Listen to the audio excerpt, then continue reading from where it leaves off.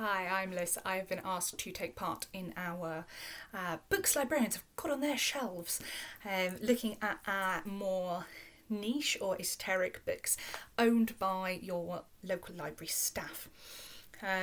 Today, I would love to speak to you about a subject I'm very interested in and a book I think is fascinating. It is called Dying for Victorian Medicine.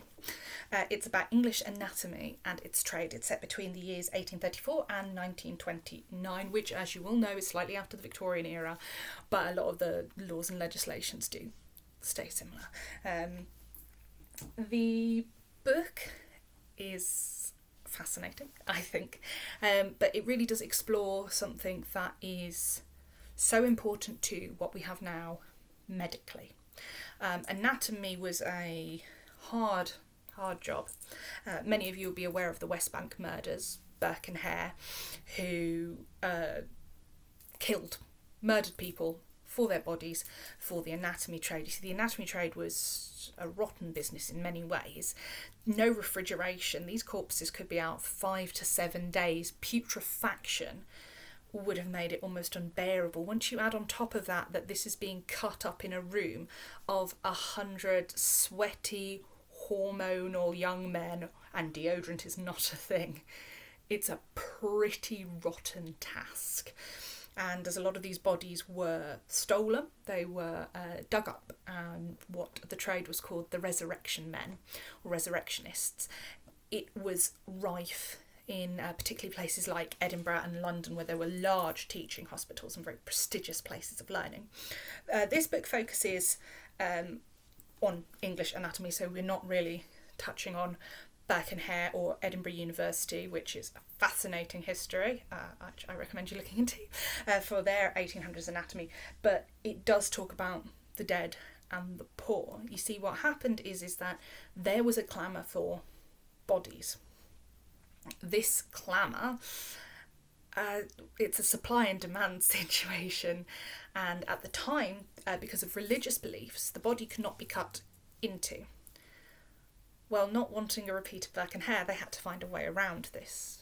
One of those ways around it was any executed criminals would be given to the anatomist. Now, this was a bizarre sight. There are recordings of surgeons waiting at the scaffolds and the family trying to get hold of their loved one's body to give it a proper Christian burial. The surgeons would come armed, cudgels, all sorts of things, and they were known to beat away and beat a path to the body that they felt was, legally at least, theirs. The other thing they opened up, which this book discussed a lot, is use of the poor. Now, it was seen that the poor were such a burden that this was a way of them sort of paying back their debt to society.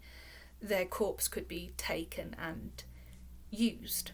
And this included workhouses the corpses could be taken from, foundling hospitals, or anyone who had been non-claimed could be taken for anatomy in this period.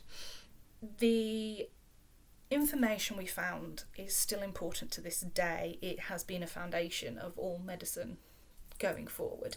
The 1800s is a huge leap in anatomical knowledge, moving from the 1700s, where we're still having a lot of Galen ancient Greek beliefs on the humours and things like that. So it's such an important time in history, but also what's wonderful and I think truly fascinating about this book is it gives respect to those who gave everything for us to have the medicine that we have today.